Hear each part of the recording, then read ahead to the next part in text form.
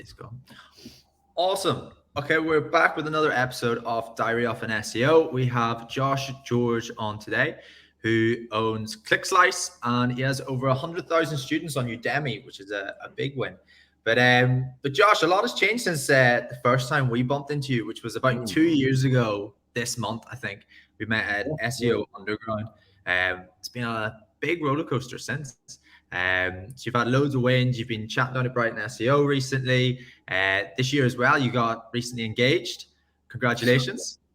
And you also got a lovely McLaren. So sounds like a successful year for you, Josh. Do you know what? It's been the most hectic year of my life. Like, I had surgery in my shoulder in December last year. So January, literally, I just came out of a sling. The following week, I then got engaged. Like, yeah, hired out a room in the Shard, bought the ring, like just super, super nice. Very expensive, but very nice. Then what happened? Then I went to Cancun, came back, bought the McLaren, come back, bought a house, then went to Brighton, then was exhibiting last week. Like, then my brother's partner gave birth literally 2 weeks ago, so I've become an uncle. And there's just so much stuff going on this year. Like, I don't know how I'm going to top it next year. Well, congratulations, man. Sounds like a lot of wins. So will we go back to the start then? Because obviously it wasn't always like this. How did Josh George get started? Yeah, so I've been doing SEO since like 2016 now. So almost a decade. I initially got into SEO as an end result of eBay dropshipping. So in 2015, I actually owned one of the largest eBay dropshipping stores in the UK, and that was going great. But the problem with selling on eBay is whenever you sell something, you have to give them 10% FVF, right, a final value fee. So if you sell a steam mop for £100, you have to give eBay £10. And our eBay fees every month were like £5,000, £6,000. It was just so much money. So I just said, forget the eBay stuff. I'm going to make my own website and sell products myself and pay no commission. So spent ages learning how to build websites. I built my first site. And then, of course, I'm on like page 20, page 30 of Google, getting no traffic, no sales. So I do what anyone would do, go onto Google, how to get my website higher on Google, discovered SEO and pretty much fell in love with it right there and then. And I decided to park that business to the side and just offer that as a service to clients, really. Awesome. Greg, I know you had a question you want to jump in at the start for. Yeah, look, I've been following you for a while, Josh. I think it's pretty cool. I didn't realize you've been in the game for 6 years though with ClickSlice. And one thing that kind of piqued my curiosity when I was looking for your website was how big your team is. And I wondered what it was like 6 years ago and how that team has evolved over time. Because building an SEO team, yeah, sometimes I guess I want to know who was the first hire, what traits, skills they had, and then if you would hire in the same order as you did back then, if you were to start again today. That's a really good question. So the agency has only grown in team size literally in the last, I would say, 18 months. So I've never come from like a rich or wealthy background. So when I first started the agency and I started getting a few clients, like, you know, you hit 5K a month, 10K a month, like that was so much money to me. And that was more than I can ever envision when I first got started. So I think I'm definitely guilty of getting complacent and just kind of being on autopilot and just enjoying the life I had. You know, I could pretty much buy most things I wanted at that time. So I didn't really push for the first 4 years, if I'm completely honest. I was just enjoying my life, going out a lot, partying as pretty much anyone does, you know, in the early 20s, right? And then it's only like a year and a half ago I started to take it a bit more seriously and get more aggressive, invest in our site's SEO and start to onboard more clients. Because I always had the view where like, I'm not desperate for clients. Like I have a lifestyle I don't really enjoy. Another 5 clients, another 10, 20K a month, it's not going to change my life. But it's only when I started thinking about things that, hey, like this got a really good business, got a great brand. We've got loads of students coming for Udemy. I'm doing a lot of cool things. I definitely can grow this, but I want to grow it how I want to grow it. You know, I'm not trying to take on 100 clients a month like a lot of other agencies in London. So I said to myself, I'm only going to scale it if it works on my watch, which is 1 client a week, 4 clients a month. That works for me, right? So when I kind of got aligned with that and I started to find clients that meted my goals in terms of how I wanted to work, like not email me every day, had budget, understood the value we bring, and actually was nice to work with. I think a lot of people overlook that. They just take on clients that have budget that are absolute pain in the ass to work with. Again, didn't want to do that. That goes back to my original kind of fears of growing the agency. So once I got past that, I started to hire. And, you know, even before that, the first 4 years, it was just me and a VA from Pakistan, a guy called Adnan, who was amazing, didn't know any SEO. And I was taught him the basics, the on-page SEO, He was sending invoices. So it's kind of like a PA really, just help me out. I was literally doing the SEO myself. I was initially outsourcing some of the content and the link building. And then as I started to scale up, I realized I have less control over the SEO and my name is on the face of the brand. So started to bring it in-house. And then I started to hire, the first person was an on-page SEO person to replace Adnan. So he could just do more of my day-to-day stuff. And then after Adnan, I think I got someone to do link building and just started to bring the whole SEO process in-house. If I could go back in time, I definitely would have got a salesperson straight away to handle all the sales calls because I was doing all the sales at the time, which then meant I couldn't really do much of the operations. And when I was hiring people, they were coming on board, dropping off. So that was a real pain. And then after I get sales, I would have got operations for sure. Sales and operations are the two most important parts because under the operations, you have the on-page, the content, the links, everything. And that operations person who we now have solves all of those problems for me. And I now actually gone back to doing what I didn't like to do, sales, because I realized I'm good at SEO, but I enjoy speaking to people, right? And that's why I'm doing more of the exhibiting and the talks recently. Interesting. But see, you said that you used a content agency and a link building agency, and you brought that in. Like that's almost a mini business in itself, each of those divisions. Like it's intense. So did you try and build both of them together at the same time? Or I did, yeah, I did. Wow. It was a stressful period of my life. So I think the reason why it wasn't as bad as it probably is for most agencies is because, again, I didn't have a goal of taking 100 clients on a month. I just wanted to take on one every week, grow, and we could scale, and our quality didn't drop. But you're right, like, you can have the best ops in the world, but people won't follow them. It doesn't matter what they say or how good they come across on an interview, they just don't follow what you told them to do. And that is really difficult. So I'm in a very lucky and fortunate position now where, because I have a lot of students that come from my courses, they already have my training. So when I'm looking to hire, I kind of have like a big database of people that have learned from me. They know the way I work. They already know the agency. They're already invested. Like I get DMs literally every day from people when I post on Instagram, like, hey, is any roles going? And it's like, no, there's none. So I kind of have a wait list of people to join, which is awesome. And that wasn't even deliberate. That was just a knock-on effect from, actually making the courses during lockdown. That's interesting. Would you do content or links? If you had to pick, what would be the first team you would build? Content for sure. Because content, because especially when you're doing like blog posts or like content for service pages, you actually upload that onto the client site. So, it needs to be the best, and outsourcing that I think can be a little bit more challenging.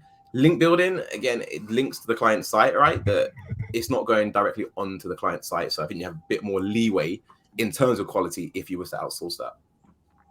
And so Josh, just see if we just go back onto the ops manager that you hired. That's one thing that a lot of our clients are trying to hire at the minute is operations. But like I remember the first time we started to build our own team in house. I remember we used ClickUp as a project management, and I had the team go through it when they first went through, and they were like, Josh, none of this makes sense to me, because it was like all made for me and Craig.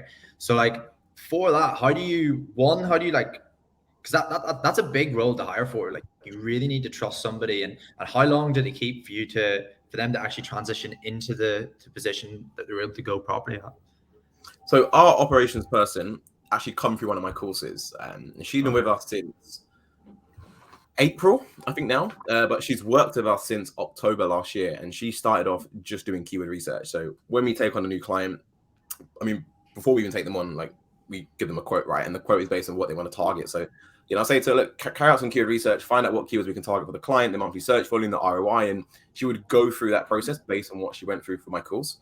So when I then posted a job, hey, I'm looking for an operations person, I didn't know at the time that she was actually an operations director or operations manager at HP.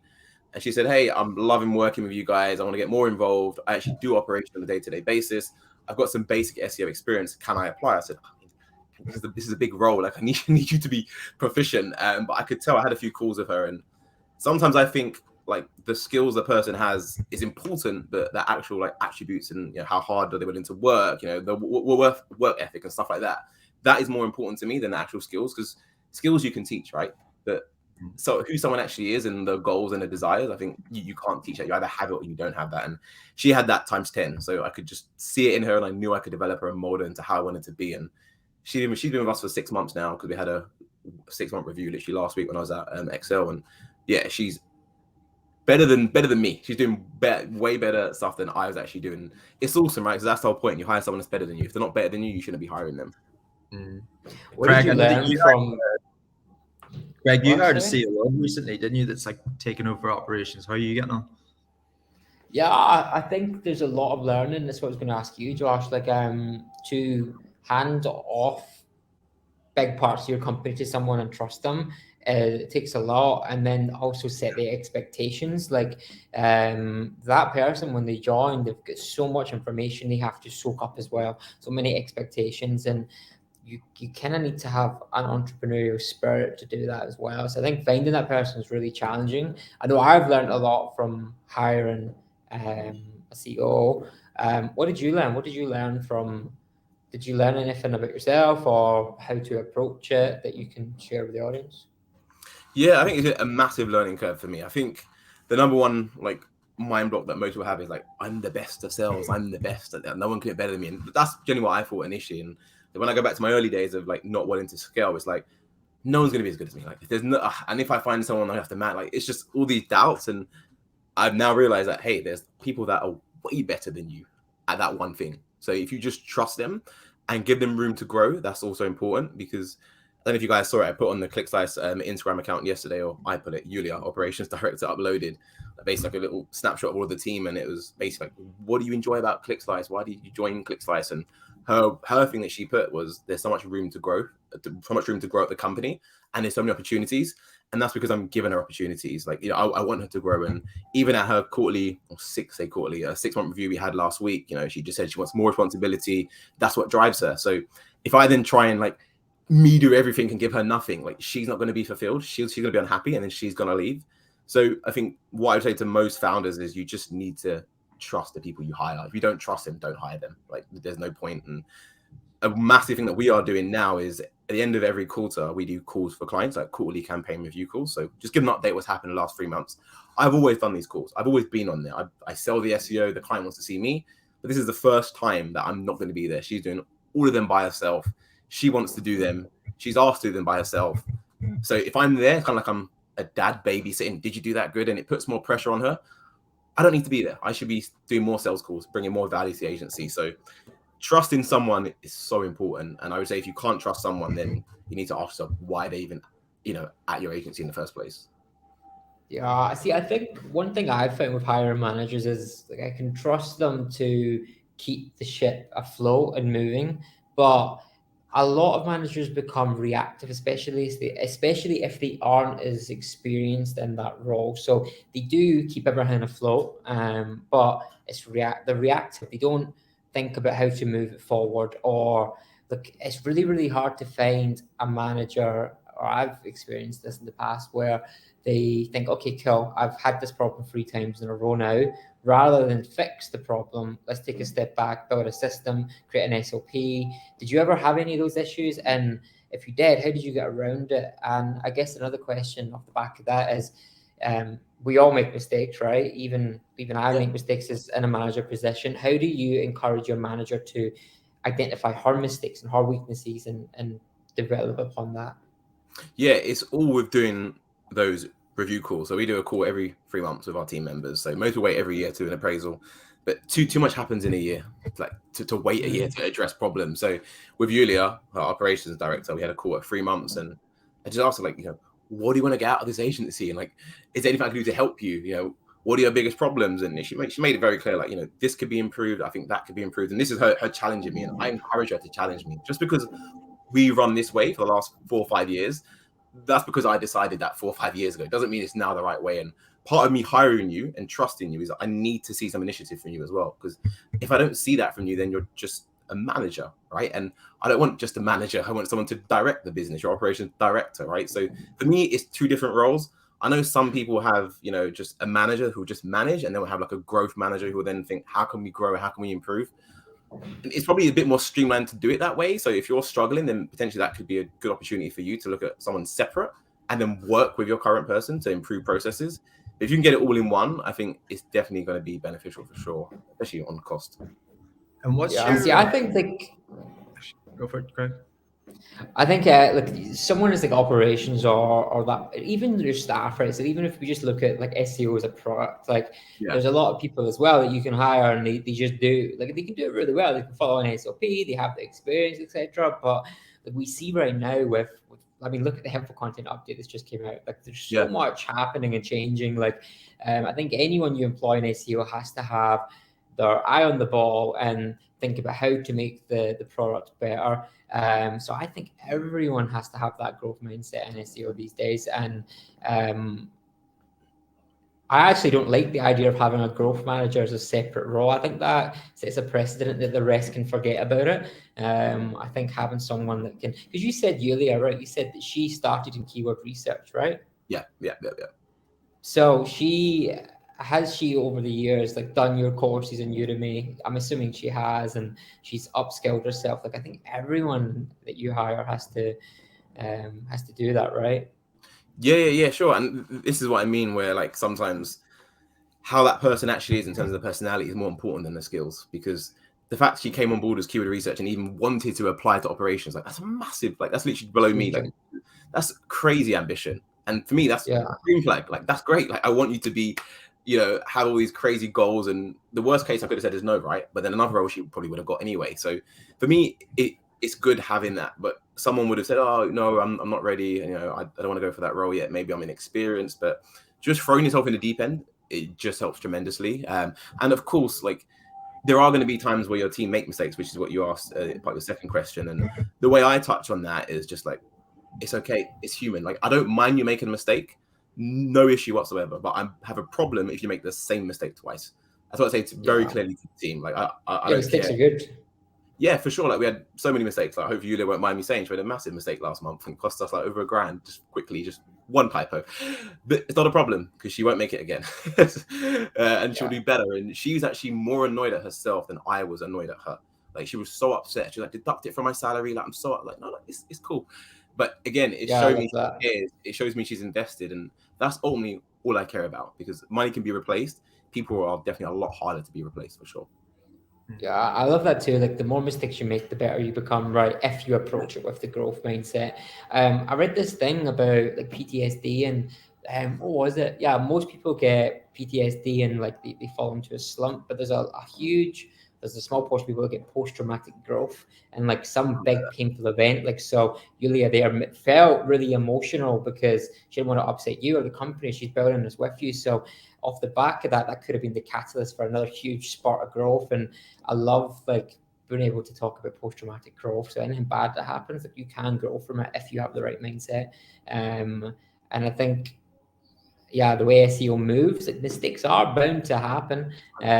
But can you learn from it? Like if you get hit with a helpful content update recently, yeah, you can cry and hopefully Google reverts it, or you can overhaul your entire site and figure out where you've been gone wrong.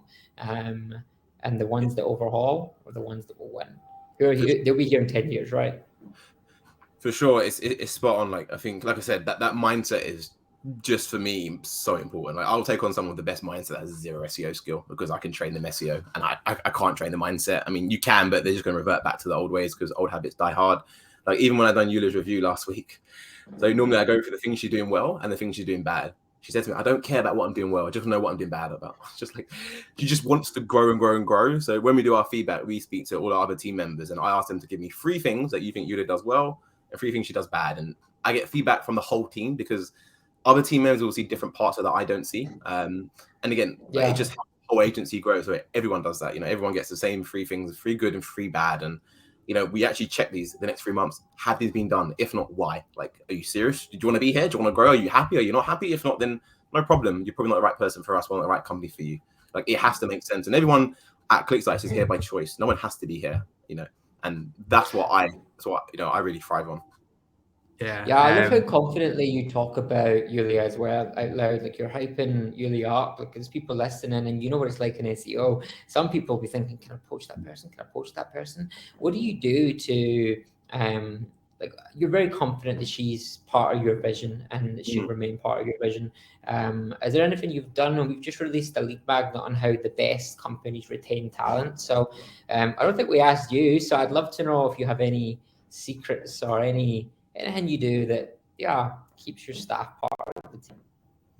Yeah, I think for me, I'm very family orientated. Like in my private life, like I'm just family guy. Like I'm always with family every weekend. So I try to make not the agency like a family, so to speak, but I guess it goes back to one of my initial fears as well of scaling too big and not even knowing half the team members. Like I know everyone's team member, everyone's name, the parents' names, what they do on the weekends. I genuinely care, and I should care because they're working for the agency and they're working towards our client goals, right? But it's not really a secret hack. I just want people to feel valued and have to understand what motivates people, because there's people on our team who are only motivated by money. They do not care about nothing. They just want, I want to make more money. I want to make more money. Okay, so there's no point of me like doing something that isn't money related to try and give back to you, because they're not going to appreciate it, right? Where other people want more responsibility, like Yulia, where she wants money as well, but she wants more responsibility, more control, and wants it to be her little baby. So I keep giving her more responsibility. You know, do these quarterly calls, do this, do that, plan this, plan that, and she absolutely loves it. And I'm really big on like empowering other people, which I'm super important and always do with Yulia. So I said to her, look, for me, take another 20 clients on, my life's not going to change. Like, we just bought a house, I have a McLaren. Like, I don't actually want anything else. I'm happy, but I want to see you grow and flourish now. So even like Brighton, I spoke at last month in September. There's another event in April, and I'm trying to get her a spot to speak. I want her to flourish. I want her to do well. And she appreciates that and she values that, where most agencies are like, no, I don't want you to speak. It's going to be me. I'm the founder. It's all about me. Like, Ego. I have no ego, like, and I believe that if I treat her well, give her enough opportunities, and motivate her in the way she needs to be motivated, she'll stay. And you know, she made that very clear to me in the review we had last week. And I don't just see her as an employee; like I see her as a part of the business, like a very key cog. Yeah, no, I love that. I will be honest, I hate the family thing. Because I think that's something that's like quite cliche, and a lot of people use it, and they use it. It's not blackmail. What's the word? I don't think you're doing this, by the way, but I think other companies do this, where they say we're a family, and it's really a manipulative practice. But one thing you said there that I do think what you mean is like empower people, and I love that, and it's something that I've made the mistake on before. There was a point in my content pal where we had like 60, 70 writers, like 30 freelancers. Worst time of my life. Worst time of my life. It was a horrible time. We hired some really bad fits for the company that was like a cancer within the company, brought the whole thing down. And we now have an upper hiring limit. So I'm not going to hire more than 2 writers per quarter, ever. Even if we get a deal tomorrow for like 2 million words a month, we're never going to buy 2 writers per quarter. It's just painful. So I don't think my content pal is a family, but I think we're a tribe, and that's something that I really like now, because a tribe, like, you all work together and have its own families within that tribe. And I just prefer that phrase because I can still empower people in my tribe, but I also understand that we're working together for a reason. There's no like blood involved, and like it's not family.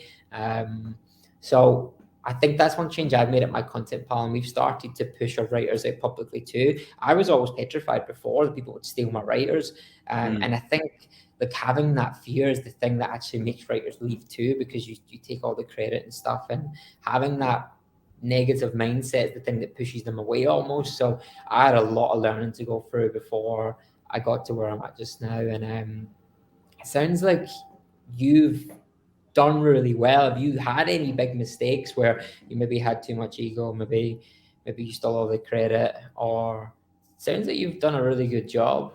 I think I wouldn't say it's a mistake, but I think, like I said, you should hire people that are better than you, right, and put them in the individual departments, operations, content, link building. But I'm good at sales. I'm not the best at sales, but I'm really good at sales. I'm quite confident. You know, I'm an extrovert for sure. And I took on a sales guy at the start of this year who did a really good job. Like, it was like 4 deals in a month, like he's hitting our targets.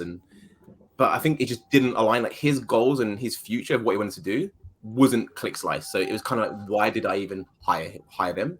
It was a temporary solution. So that caused a lot of problems, because when I took him on board, I then moved away from sales and did more like, I'll do more podcasts, I'll do more talks and stuff like that, right? Like, how can we grow the business? And then when they said they want to leave, it was like, oh, I'm not doing sales again. I haven't done sales in years, in ages. So then that kind of wasted a lot of time, like getting them off board, paying their commission, reintroducing myself to clients, me learning the sales process again. And that wasted a lot of time. I think if I just kept doing what I was good at, sales, and then replace someone when I found someone who was better than me, not just someone who could do sales, I think that would have been smarter. But again, it's so clear in hindsight, right?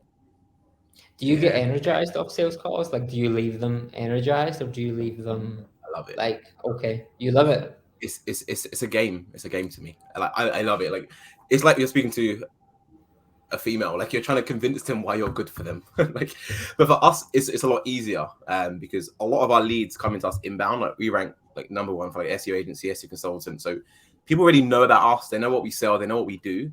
It's more of a case of just figuring out if they're a good fit for us. Like I do normally 4 calls a day. Sometimes, I mean, it varies. It's normally like 20 to 25 calls a week. And some of them are time wasted. They have no budget. They don't understand it. They're just trying to get as much out of us. But that's fine. I understand it's a numbers game. And we use Pipedrive for our CRM. So it's just like we're moving people along the pipeline until they sign. And I just see it as a game. I get a buzz. I don't get upset when someone doesn't onboard. It's not personal. It's business, right? You do what's best for you. If they don't come ahead of us, they believe that we obviously aren't the right solution for the problem. So I love it. Yeah. But the whole onboarding process and doing the calls, I don't love that now, which is why Yulia and the whole team take care of that. And obviously I'm still heavily involved in the campaigns, like the strategy.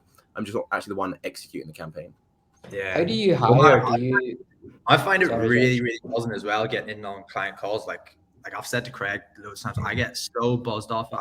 Especially because we're in SEO recruitment, seeing like working with like massive companies in America or like even like startups, seeing how the values are different, the way they like do team structures, the way they run things. I get so buzzed up seeing that and seeing what ideas we can then bring to like on a new client call, be like, oh, well, we just chatted this client call last week. They have your pain point. This is how they sorted it, and like work that way. I get so buzzed off them. Yeah, it's crazy. Like, we've been to a lot of brands in the US recently who are spending like multiple 6 figures a month on Google Ads, and it's like, why don't we start SEO? And like we'll start on £3,000 per month, and it's like all of these questions are, can we do this? How can we track it? It's like that is the smallest part, and in a sense, convincing them why they should do that, and then they see the value. Oh, I get it, and they go ahead and then they increase the budget over time, and it's just nice seeing the growth as well. So again, it's a game to me, and I think that's why I'm good at it, because I don't get emotionally attached. I don't get upset when a client says no. You know, I don't then jump on my next call upset in a bad mood. Oh, that guy didn't sign now. I'll get desperate. Like, you know, we're not desperate, and I think that's probably one of the biggest things I've learned is when you say no to people or you show you don't care, they want your service more. It's like, I'm doing well. I can help you. This is the solution to your problem. Do you want it? No. Okay. And then even telling people, yeah, I can help you, but I don't think it is a good fit because you want results in 2 months. That's not doable with SEO. So no. And they're like, what do you mean no? Like, I'll have to wait 3 months. And it's like, no, like you need to wait when we said. And again, when you first start an agency, it's hard, right? You're selling your heart out. You have no case study, no portfolio, and you're just kind of desperate. And clients can sense that, and it puts them off. Yeah. I remember back in December time, we went through like just a lot of growth where I was getting up at 4:30 to do Australian client calls, and then I was going to sleep at like half 11 with US calls, and then like Craig knows me, I'm obsessed with like sleeping well and not letting any of that budge me. But all I was doing was like thinking about this, thinking about that. But I remember that month we said no to 3 clients, and I was like, it was one of the hardest things I've had to do in business. I was like, there's no way I can say no. I was like, I can't do that. But now I think as well, like once you have a team that you really, really care about, you don't want a bad client to come into your business and like ruin that. Like it's just not a good idea. So how did you learn how to say no? Because that's a skill in itself, Josh. That's not an easy thing to do.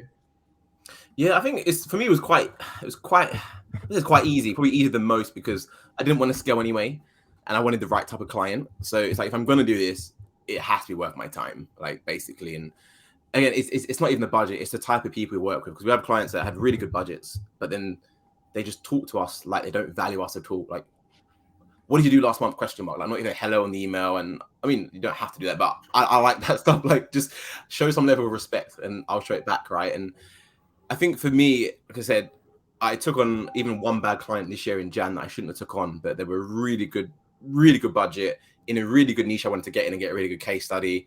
And then what happened was all the emails went to the team. The team were then saying, this guy's talking to us like it's rubbish, this is bad. And I can see my team getting stressed out. And it's like, hey, like, I'm not trying to create this toxic environment for them. So the client had to go. So every time I try and take on someone who I think is not a good fit, it always ends up with the same problem and causing more issues for me, because I get tons of Slack messages like, Josh, what do we do? The client said this. We got like all these weird things that don't normally happen because they're not our typical client. So now I just say like, no, like it's in my best interest to take on the right clients because my team are going to be happy. If my team are happy, they're going to stay around for longer. They're going to have better morale. They're going to produce better results, and it just flourishes way better. But you're right, it can be challenging to say no because you start your business to make money, right? Who says no to money like that? It's just illogical. But in the long term, it all makes sense. It all makes sense. Definitely. And just going back on to at the very start, you mentioned on about how much of a brand that you built at ClickSlice. So like one thing, like you can, if you're scrolling through Instagram or LinkedIn, like you see when ClickSlice, you see the colors, you branded your McLaren, your blue branding colors. And so obviously branding's a big thing too. Me and Craig we're starting a new venture, hopefully the start of next year, and we're kind of looking into branding for it. And the competitors that we're looking at are just, they're like cold, they're corporate, they've got like no brand.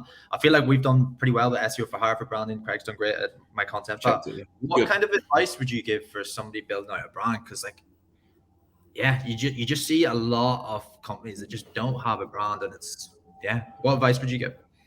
Yeah, I'm not a branding expert, so what I'll say is just based on my experience. I just like to keep it clean and minimalist. Like our previous site, if you check it in like Wayback Machine, had all these like fancy, what they call like vector images and all this like tacky stuff. And if you go onto like Theme Forest and buy a theme, you're seeing the same stuff. And if you didn't have it on your website, you just basically blend in. So I think just keep it simple, and it's not really branding. It's more like copywriting. Just touch on pain points. Like before, our site was just all like, get higher on Google, rank #1, and that's all like kind of the features of our service, right? People don't invest in SEO because they want to rank #1. They invest in SEO because they want to make more money, or they want to get in front of their users, or maybe they're too reliant on paid traffic. So we touch on all of that on our website, and our brand is just clean. Like I normally dress in black all the time. I'm wearing black right now, and like you can't see my bottoms, but it's black. Black socks, everything. So I wanted the site to be black because that matches how I dress on my brand. And then just white and blue, which I think is more like a welcoming color. And blue is actually my favorite color. That's the logic behind it.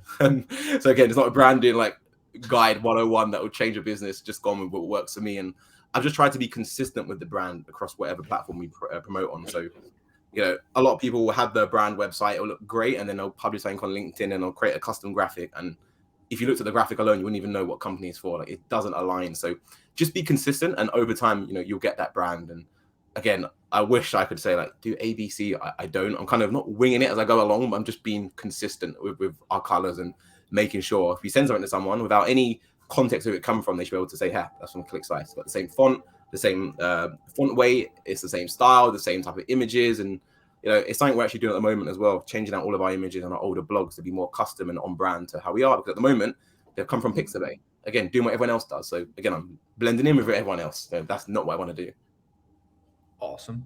And let's move on to the education space then, Josh. So you've been hired by the UK government to go in and train people up in SEO. You've got over 100,000 students on Udemy. How did you first get into that? And well, actually, a question on that: was that first an idea for like a lead magnet to go into ClickSlice, or was it like for education? So the government.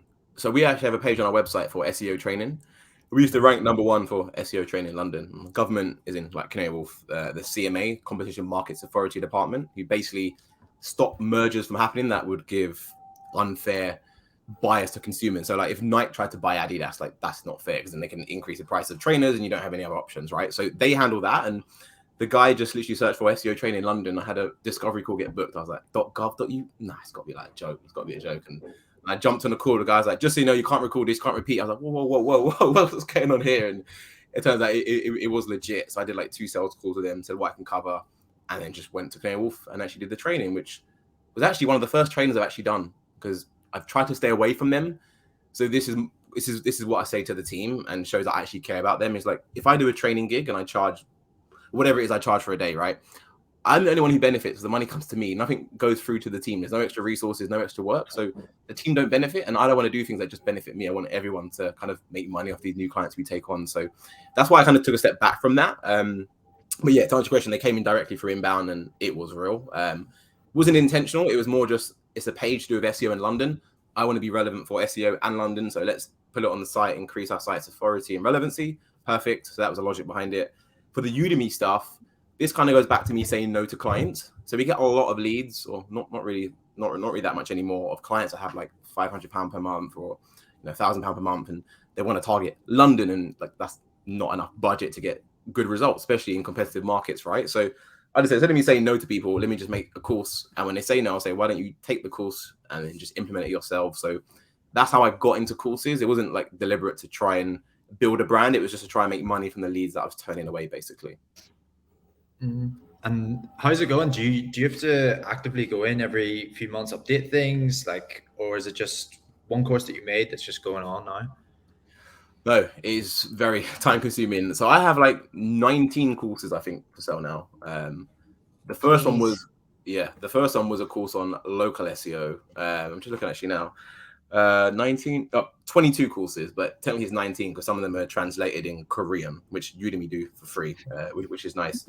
It's great. Like it's good for branding, I think, because when I'm on sales calls, I can literally say to people, look, number one, I'm at the top. Do you want to go with someone below me? That doesn't make sense. Number two, like I can say things to you that no one else can say to you. Like I have literally the best-selling SEO course on the platform. I've taught SEO to over 100,000 students, and it just helps make the close so much more easier. And when they're coming in inbound to us, they've 9 times out of 10 they've seen this stuff anyway, and it's just me telling them again and kind of confirming and reaffirming that, hey, yeah, this guy is the real deal. So it's good. It's great for branding. It's great for closing deals. But it's not a make or break because we were doing very well before we had this stuff anyway. Yeah. We're at the minute, we've been building a leadership and SEO playbook. We've been working on it for what, Craig? Like four months now, like a lot. There's up to 86 modules in it, and we're now trying to like bring it down a We bit. had to stop. Yeah, we had to stop. There's like 7 different modules, and within those modules there's like loads of micro lessons, and we got to like module 4 and we're just like, yeah, we're gonna have to release this in 3 phases because like there's just so much to being a leader. Even just like we have a full module for the first 90 days of becoming like a manager or a COO. Wow. It's intense. And the one thing that I'm finding, I guess this is why writing books takes like years, is whenever I look at something, I want to add more, or it gives me more ideas, which is our lesson. But then is that too much? Do I have to cut stuff back? Have people got enough attention to even read this much? And you're like, it's great content, but people have so much going on, right? So I think it's going to be an ongoing process, to be honest. 19 courses is intense, especially with all the changes, like adding in AI for a start. Like, have you had to go back through them and redo parts to consider AI? It's very, very challenging. So like touch on what you said, and like, you make a section and you want to go back and add. I always like have the motto of get the basics in there and publish and add, because imperfect action is better than no action. And I had the same issue with my first course, like, local SEO, I didn't include citations, or I didn't include white spot, I didn't include bright local. And it's like, just keep adding. And before I knew it, I was like, wow, 4 months on this, it's not even live. Like I spent 4 months on it, zero money. So I think if you've got enough out there, like just publish it, like for sure. As long as you've got good value in there and it's actually giving a lot of value to people who buy that product, or subscribe for the lead magnet, whatever way you plan to promote it, that's enough to build trust. And as soon as you build trust, you can just tell them, hey, module 2 is coming in Q3, module 4 is coming in Q5, and they'll get invested in you for sure. So if you've got stuff, release it, because you're not doing any benefit to the business by just keeping it on the Google Drive. And what was your second question? Sorry. My second question, what was that? Oh yeah, as the AI, I just asked if it was tough to go back in and add AI in and figure out the right use cases for AI. Like that's changing now too.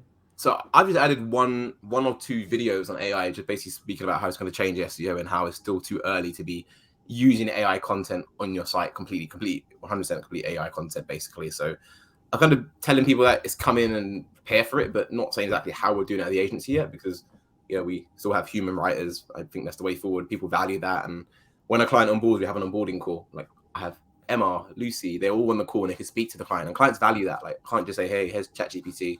Like, do you want to ask him or her any questions? And when we're charging a higher rate for SEO and we're trying to be seen as a premium agency, like we have the black, clean design, it just doesn't align with what I'm trying to push. And again, I care about everyone on our team. I don't want to replace them for ChatGPT. I'd rather them use ChatGPT to help them, right? But I don't want to just have ChatGPT outputs on client sites. Yeah, I see ChatGPT in itself right now. I just get angry with it. I get angry with seeing the content on socials of people abusing it and putting it up and not understanding the difference between good content. It just frustrates me. Yeah, I don't know. Like, I feel like people don't use it right. There is a gap to teach people how to use it. I actually saw a good video the other day. Can't remember who did it, so apologies if it was your video. But they were talking about Mac Whisper and Claude 2. And I don't know if you saw this video, have you? No, I've seen this. No. So do you know what? I'll put it in the description. I'll find it and put it in the description. I'll butcher it. But this video had some really cool use cases for AI, and I thought, hey, that's interesting. That's how you should be using it. So, like, another way we've used it is we do a lot of content in the travel space. So we've like went through all these hotels on like booking.com, looked at all the reviews, used ChatGPT to understand what foods people are saying about this hotel, and then bring back the USPs in a quick manner. Like, that's a great use case. But yeah, I feel like many people are abusing it. So I hear you on, like, I think most writers will get replaced by AI, but the top 1%, which that's the approach we're taking at My Content Pal, the top 1% are the ones we want to keep. They can leverage AI eventually, but they won't be replaced. And it's about building that tribe or family, like you said, to keep them at your company, because everyone will try and poach them, right? But yeah, I haven't really saw any good AI courses out there. Have you? I actually published a course on ChatGPT like 2 weeks ago, actually, which I've been working on for like 6 months. Not because I've had like imposter syndrome or think I can improve it. It's more just because I've been so busy. Where during lockdown I had so much time, right? I was just banging out courses. When we had our sales guy, I had so much more time, so I could do courses. But now I'm doing sales calls again. I don't have that much time. Again, I put it out there because I got a lot of my existing students asking me what's going on with ChatGPT, how are we using it for blog briefs, so I put it out for that. I'm biased. It's a good course, of course, for sure. I think it's currently rated like the highest rated ChatGPT course on Udemy. I mean, it's not that reliable. It's been on for 2 weeks, but that's good. Had about quite a lot of enrollments, like 500 enrollments in that already, which is nice. So again, like, it's just having it in the background just to help build the brand, because in the course I show, hey, I run an agency called ClickSlice, and people may search for ClickSlice on the Google, they may search around the site. Our user metrics are higher because they come from a course, they're interested in what we do. So again, it all just helps us build the brand and be more long term. And I just think, with AI content coming out, EEAT and all these other signals become more and more important. And a lot of other agencies don't have these other things that, they can kind of future proof their rankings or their growth on, where we are building that now to make sure in 5 years' time, there shouldn't be any issue. Like, even every blog on ClickSlice is published under my name, which obviously I've done a lot of talks, a lot of things, a lot of guest posts, a lot of podcasts. So again, our site has really, really high EEAT and stuff like that, where most people aren't doing that. And, I'm just thinking always long term, basically. That's you have the McLaren, you have the wife, you said you bought a house, you have a successful agency and a reputable brand. What is driving you to continue growing? Like, why not just stop? I'm just curious. Yeah, well, I think I'm being quite conservative with our growth in terms of who we onboard, and not growing crazily. But I want to see my team win. I said this to you. Like, she wants an Audi RS7. Like, that's her dream car. So I said, all right, cool. That's the goal. Like, we'll get you your RS7. So we've given her like a little 3-5 year plan, whatever it is. And, eventually I said I want her to be the CEO of ClickSlice. Like, I just, I can't. She can't be the founder. There's only one founder, right? But I said, like, I've done what I want. Like, I don't want another car or another. Like, I don't need much. I mean, I started the agency years ago, right? And I've only just got the car now. And even before I bought the car, like, I had to sort out my mum, pay off her mortgage first. That was more important to me than the car. And once I've got everyone sorted, I'm happy. I thought, okay, now I treat myself. So, to answer your question, why keep going? I don't know what else I'll do. I'll just start another agency. Like, I'll be doing the same thing, but starting from scratch. And instead of me doing that, I'll get more buzz and a bigger enjoyment. I just see my other team members do well and like achieve their goals, because why not? Like, that's the whole point of them being here, right? So they can grow and be the best versions of themselves. Where is Yulia based? London? No, she actually lives in Romania, but she went uni in London. So she's basically a London girl. Like, she was actually showing me around Canary Wharf the other week. I was like, what? Like, she lived 30 minutes away from Canary Wharf. I didn't even know this little alley was here or something. But yeah, you can tell. Everyone says the same thing. I speak really highly of her, and that's because I rate her and view her very highly. And I think even me doing this talk, right, I'll send this to her and she'll see this, and she will appreciate this. And again, like, another agency would come and offer a bigger pay rise, but it's not just the money. There's so many other things that people value, and having those calls and reviews with your team to understand what they value, that's how you basically retain them. Yeah, Yeah, man. I think it's very clear. Oh, you go, Josh. I had a few of our team members tried to get poached. Was it last week or the week before? Oh, And yeah. me and Craig had a call about it, and it's like you can't really get angry about it or anything. You kind of just have to laugh at it. But yeah, it's all about building that culture and stuff. Like I know my guys, like I don't want to say family either, but like we all hang out all the time. Like it's always good fun. It's not like just consistent work. Like it is when it needs to be, but it's all about building that culture, especially working in like a fully remote team. I think it's so important to make sure you do those meetups. Like one thing, so I'm in Ireland at the minute. I've got Jay and Darius working side by side for the last like few weeks. We're bringing Darius over to San Diego for Brighton SEO. Nice. Hopefully we're bringing all the team down to South Africa in January for like a 2 or 3 weeks. It's their summer over there, so we'll like get a house. Everybody works together. It's just all about like do you know what I mean? Like you, especially I've been in recruitment before where everybody's just wearing a suit and they've got a phone and that's it. Everybody, as soon as it hits 5:30, they're out or they're out to the pub and they're just getting drunk and then back the next day. Like I've from day one, me and Craig talked about it. Like when I build a team, I want the team to genuinely enjoy every single day of working and like getting to know the whole team. So yeah, I've taken a lot of inspiration from what you've said today. I think it's really me good. too. Awesome. I think it's clear why you've been so successful.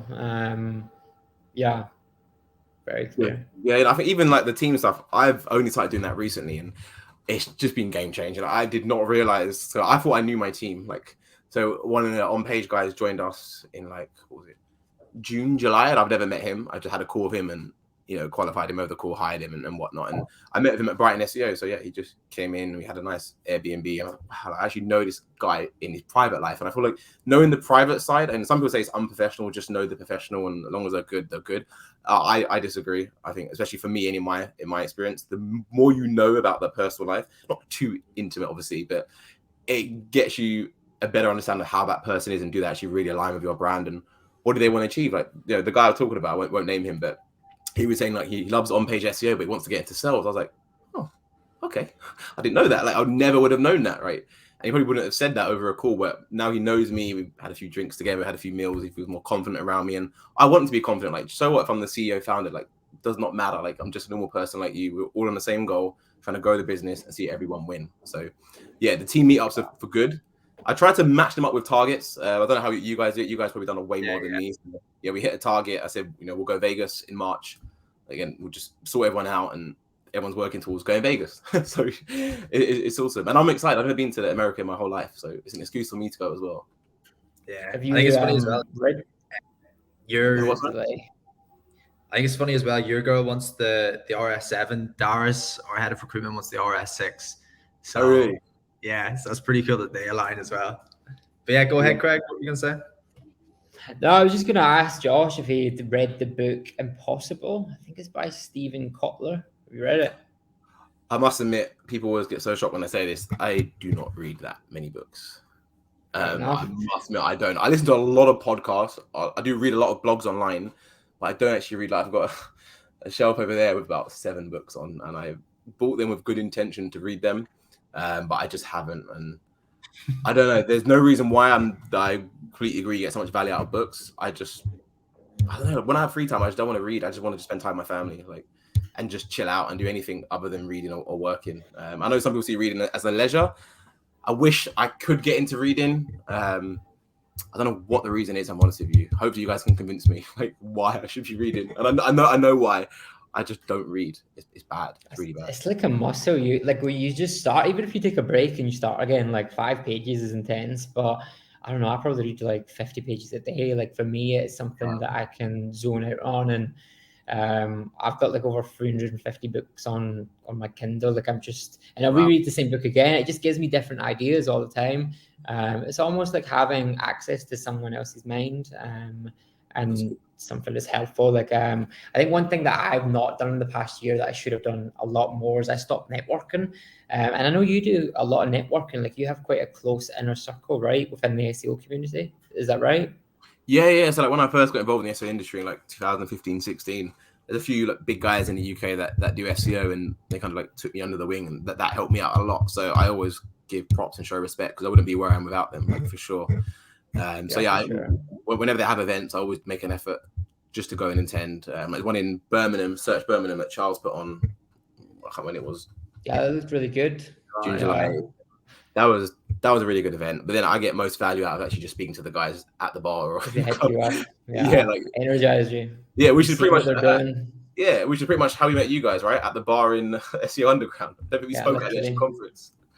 We didn't. No, I think I sat beside you in the mastermind, but yeah, we didn't really speak until the bar. Yeah, and I think with mastermind, because they're so like structured, you have to bring something to the table. Like you can't actually be yourself sometimes. At least some of the ones I've been to, anyway. And I think at the bar, again, even if you don't drink, you're just more in a social environment, and it's just better for actual networking, I believe. Yeah.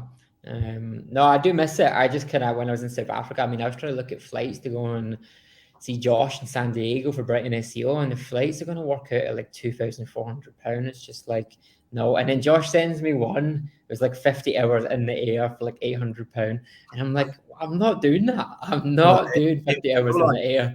Hold on. It was 30 hours each way, right? But you have to remember where you are, Craig. You're in the bottom of South Africa to get to the other side of America. Like, it's not going to be any less. Yeah. Well, no, it will be. It's like 20 hours is like pushing it. Anyway, because of that, I've not done a lot of networking, and books are just it kind of energizes me in the same way. New ideas, fresh perspectives, get you thinking, and you have more time when you can't network down here. SEO isn't really that big down here, so that's why I love books. Books. So do you guys watch like podcasts? You know, like Stephen Bartlett, like he has like a massive long form podcast, right? Like that is what I would literally just go to the gym, go for a walk, and just put it. I know the name from this. I kind of looked it up. Like that's what I do. And again, I guess it's the same thing. You get to pick people's brain. He asks really good questions. So I think we're getting the same thing, just in a different format. Yeah. Different form, for sure. I listen to podcasts and audibles if I go like walking or if I'm in the car or anything like that.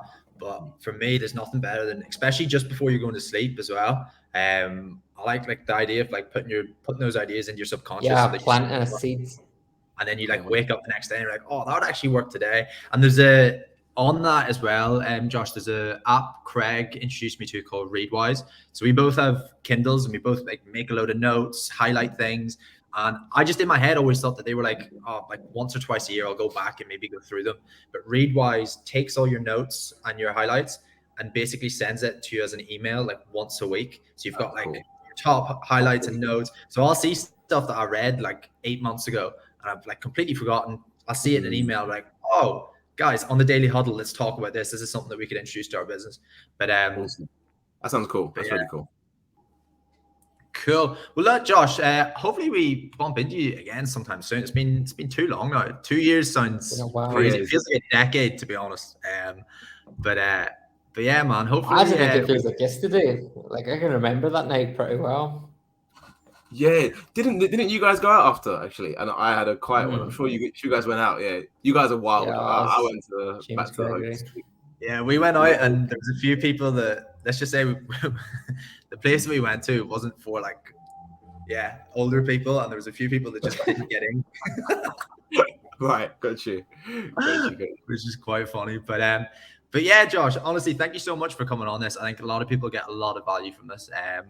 I think I've got a lot of ideas from this that you've talked about, like building your team. I love the way that you stayed humble through the whole thing as well, and the idea of like not trying to force scale, but just letting it grow naturally. I've taken a lot of inspiration from that. So thank you so much for coming on. We'll put all your links and stuff in the description below if anybody wants to get a hold of you. But thank you, Josh. Perfect. Yeah, cheers for coming on, Josh. No worries. It's a pleasure. All right, man. See ya. Perfect. All right, see you guys.